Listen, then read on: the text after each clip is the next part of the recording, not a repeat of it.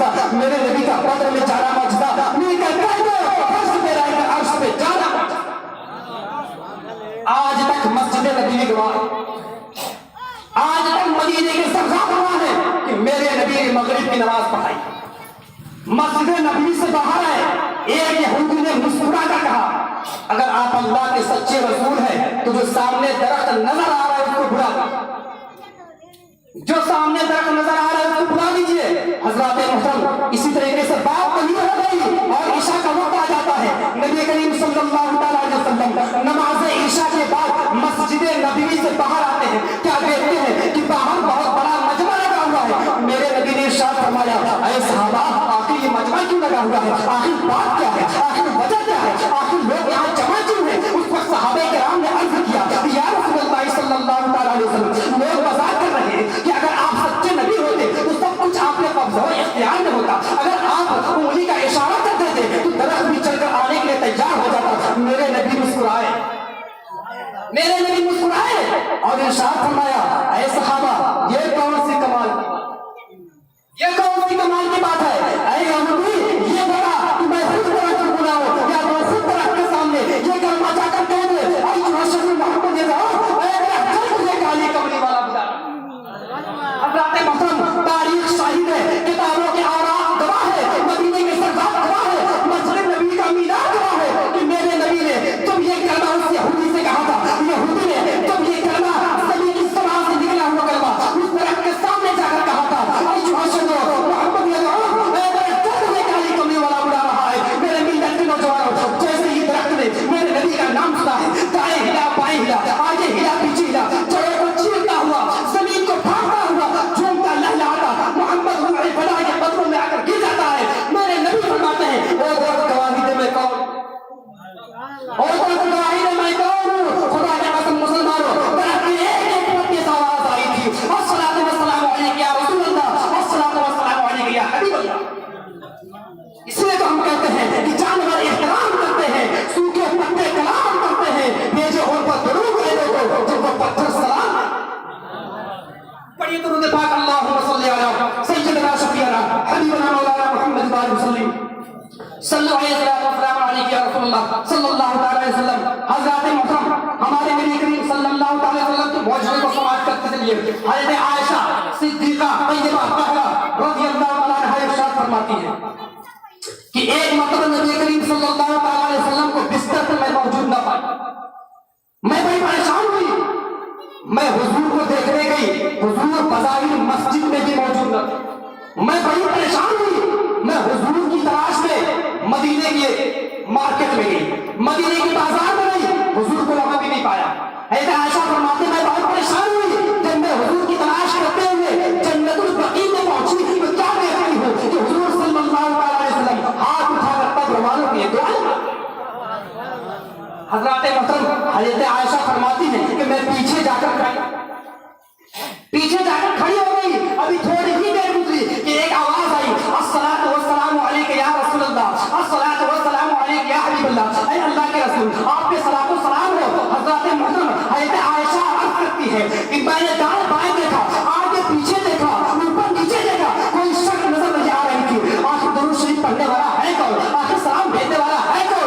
जैसे ही नबी करीम सल्लल्लाहु अलैहि वसल्लम दुआ से फारिग होते हैं, हज़रत आयशा ने अर्ज़ किया, या रसूलल्लाह सल्लल्लाहु अलैहि वसल्लम, अभी मैंने जो सलातो सलाम की आवाज सुनी है, आप पर कोई सलातो सलाम कर रहा था, लेकिन मैंने दाएं बाएं देखा, आगे पीछे देखा, ऊपर नीचे देखा, कोई शक नजर नहीं आ रही थी। आखिर या रसूलल्लाह, आखिर ये दुरूद शरीफ पढ़ने वाला है कौन, आखिर ये दुरूद सलाम आप पर कौन पढ़ रहा है। उस वक्त मेरे नबी ने इरशाद फरमाया, ऐ मेरी प्यारी आयशा, तुम क्या समझती हो कि मुझ पर सिर्फ इंसान ही दुरूद पढ़ते हैं, तुम क्या समझती हो कि मुझ पर सिर्फ अल्लाह और फरिश्ते ही दुरूद पढ़ते हैं। नहीं नहीं, ऐ मेरी प्यारी आयशा, अरे मुझ पर तो दरख्तों के पत्ते भी दुरूद पढ़ा करते हैं और पहाड़ों के पत्थर भी दुरूद पढ़ा करते हैं। उस पहाड़ के पीछे एक पत्थर पड़ा हुआ है जो तेरे नबी के नाम पर दुरूद पढ़ता। पता क्या चला कि दरख्तों का सलाम पढ़ना और पत्थरों का दुरूद भेजना ये भी आपका मौजूद। हज़रत मोहतरम नबी करीम सल्लल्लाहु अलैहि वसल्लम की ये आदत करीमा थी। ऐसे आयशा फरमाती है, रसूल की आदत करीमा थी कि गर्मी का मौसम होता, नबी करीम सल्लल्लाहु अलैहि वसल्लम नमाज ज़ोहर के बाद आराम یہ ان کی عادت کریمہ تھی کہ نماز ظہر ادا کرنے کے بعد قیلولہ فرمایا کرتے تھے. حضرت عائشہ فرماتی ہے گرمی کا موسم ہوتا, نبی کی جسم سے پسینہ ابل جاتا. حضرت عائشہ کہتی ہے کہ میں نے ایک شیشی لے لی, میں نے ایک شیشی لے لی, اس میں حضور کا پسینہ اکٹھا, اس میں حضور کا پسینہ اکٹھا کرتی.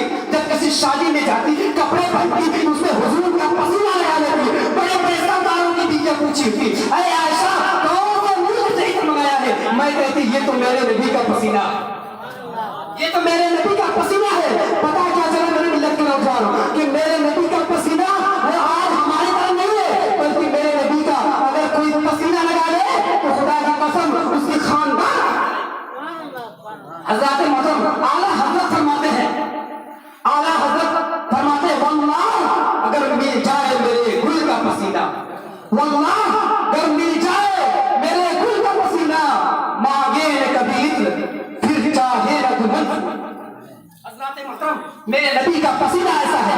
آئیے میں آپ حضرات کو بتاتا چلوں, بس آخری بات کہہ کر آپ حضرات سے روانہ ہو جاؤں گا, کیونکہ آپ حضرات کو ابھی ایک بہت ہی اچھا بیان اور بہت اچھی تقریر سماعت کرنی ہے. حضرات محترم ذرا آپ حضرات بلند آواز سے ایک بار درود شریف سنائیے.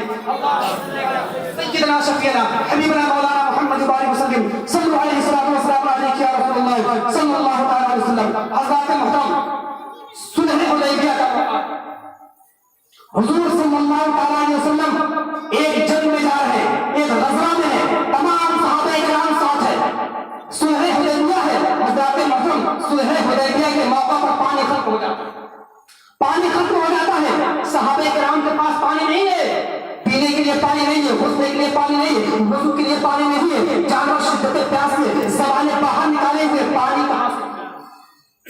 حضرات محترم صحابہ کرام نے یہ فیصلہ کیا, صحابہ کرام جمع ہو کر مشورہ کرتے ہیں عزت ملتی نبی کی طرف سے, عزت ملتی نبی کی طرف سے, شہرت ملتی نبی کی طرف سے, صدیق و صداقت ملی تو نبی کی طرف سے, فاروق و عدالت ملی تو نبی کی طرف سے, اور عثمان غنی کو سخاوت ملی نبی کی طرف سے, علی کے مرتضیٰ کو شجاعت ملی نبی کی طرف سے, اماموں کو امامت ملی نبی کی طرف سے, حاکموں کے خلاف حکومت ملی نبی کی طرف سے, شریفوں کو شرافت ملی نبی کی طرف سے, ولیوں کو کرامت ملی ولیوں کو کرامت ملی نبی کی طرف سے. چلو نبی کی بارگاہ میں چلتے. تمام لوگ مشورہ کر کے نبی کی بارگاہ میں جا رہے ہیں پانی مانگنے. کہاں جا رہے ہیں؟ پانی مانگنے. نبی کی بارگاہ میں جا رہے ہیں پانی مانگنے جا رہے ہیں. صحابہ کرام جا رہے ہیں. آج بدعقیدے کہتے ہیں کہ جو کچھ مانگنا ہے اللہ سے مانگو, اللہ کے علاوہ کسی سے مت مانگو, جو کچھ دیتا ہے اللہ ہی دیتا ہے, اللہ کے علاوہ کوئی. یہ صحابہ کا عقیدہ ہے کہ صحابہ نبی کے پاس پانی مانگنے جا رہے ہیں. حضرات محترم صحابہ کو پانی حضور کو نہیں مانگنا چاہیے تھا, حضور سے نہیں بلکہ اللہ سے ڈائریکٹ مانگنا چاہیے تھا. اے اللہ پانی برسا دے, ہمیں پانی کی ضرورت ہے, پانی دے دے. استسقاء کی نماز پڑھنی چاہیے تھی, سجدہ ریز ہونا چاہیے تھا, لیکن صحابہ کرام نے اللہ سے نہیں مانگا بلکہ رسول اللہ کی بارگاہ میں. پتا کیا چلا کہ رسول اللہ سے مانگنا یہ صحابہ کرام کی سنت ہے. حضرات محترم صحابہ کرام حضور کی بارگاہ میں جا رہے ہیں, حضور کی بارگاہ میں جا کے دستہ بستہ عرض کرتے ہیں یا رسول اللہ صلی اللہ علیہ وسلم ہمارے پاس پانی نہیں ہے, ہمارے پاس پانی نہیں ہے, وضو کے لیے پانی نہیں ہے, غسل کے لیے پانی نہیں ہے, پینے کے لیے پانی نہیں ہے, جانور شدت پیاس کی زبانیں باہر نکالے ہوئے پانی کہاں سے پیے؟ میرے نبی نے یہ نہیں فرمایا اے صحابہ مجھ سے کیا مانگتے ہو, ارے میں تو تمہارا نبی ہوں, ارے تم اللہ سے مانگو, اللہ ہی سب کچھ دینے والا ہے, جو کچھ مانگنا ہے اللہ سے مانگو. نہیں, بلکہ نبی نے یہ نہیں فرمایا اے صحابہ اللہ سے مانگو, بلکہ نبی نے فرمایا اے صحابہ, نبی نے فرمایا اے صحابہ جاؤ فرا پہاڑی کے پیچھے ایک یہودی پانی کا مشکیزہ لے جانا, جاؤ اور اسے لے آؤ. میرے نبی وہیں سے بیٹھے بیٹھے ارشاد فرما رہے ہیں اے صحابہ فلاں پہاڑی کے پیچھے ایک یہودی پانی کا مشکیزہ لے جا رہا ہے, جاؤ اور اسے لے آؤ.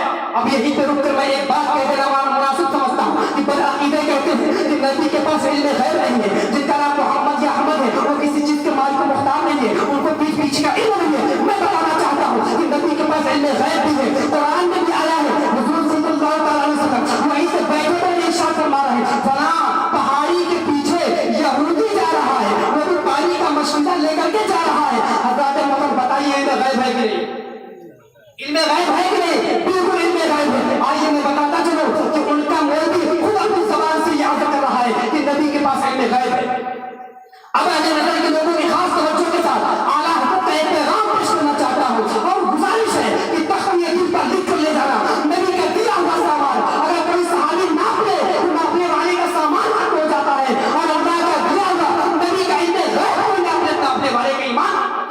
لے گئے مفتی اعظم مرشد اعظم شفیع غوث اعظم مصطفیٰ رضا خان فاضل بریلوی تحلیل تشریف.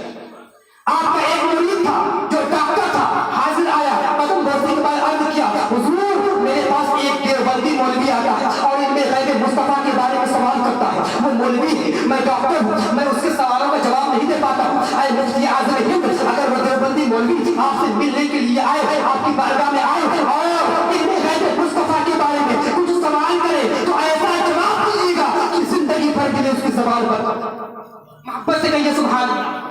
ایسا جواب دیجیے گا کہ زندگی بھر کے لیے اس کی زبان بند ہو جائے. آ گئے مفتی اعظم ہند دلوی تشریف لا دیے. آ گئے مفتی اعظم ہند، ابھی کچھ ہی دیر گزری کہ آ گیا دیوبندی مولوی. پوچھا آپ ہی ہیں مفتی اعظم ہند؟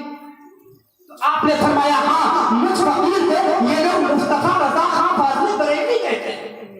حضرات محترم، اب اس مولوی نے علم غیب مصطفیٰ، علم غیب کے متعلق 16 سوالات کر دیے. اب عرض کرنے لگا اگر آپ مفتی اعظم ہند ہیں تو ان سوالوں کے جواب دیجیے. حضرات محترم، مفتی اعظم ہند نے ارشاد فرمایا اے مولوی ہم نے تمہارے سوالوں کے جواب سن لیے ہیں، جواب دوں گا، لیکن اس سے قبل میں تم سے 3 سوال کرنا چاہتا ہوں.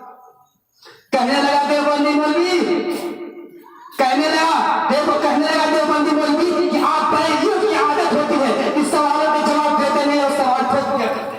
بتائیے کہ آپ کے کیا سوالات ہیں؟ حضرات محترم مفتی اعظم ہند کے سوالات. فرمایا کہ یہ میرے 3 سوالات تمہارے 16 سوالوں کا جواب دیا اور اپنی جگہ پہ ایک سوال مفتی اعظم ہند کے سوالات. فرمایا بتاؤ اس مولوی کے لیے شریعت میں کیا حکم ہے جو مولوی بہار سے قرض لے کر دلی آ گیا ہو اور قرض ادا کرنے کی نیت نہ رکھتا ہو. یہ میرا پہلا سوال ہے. اور میرا دوسرا سوال یہ ہے کہ بتاؤ اس مولوی کے لیے شریعت میں کیا حکم ہے جس کی ماں بوڑھی ہو، جس کی ماں ضعیفہ ہو، وہ اپنی ماں کی خدمت نہ کر رہا ہو اور دلی میں آ کر عیش و عشرت کی زندگی گزار رہا ہو. یہ میرا دوسرا سوال ہے. اور میرا تیسرا سوال یہ ہے کہ بتاؤ اس مولوی کے لیے شریعت میں کیا حکم ہے جس کا بچہ چھوٹا ہو، وہ اپنے بچے کی پرورش نہ کر رہا ہو، وہ اپنے بچے کی کفالت نہ کر رہا ہو اور دلی میں آ کر عیش و عشرت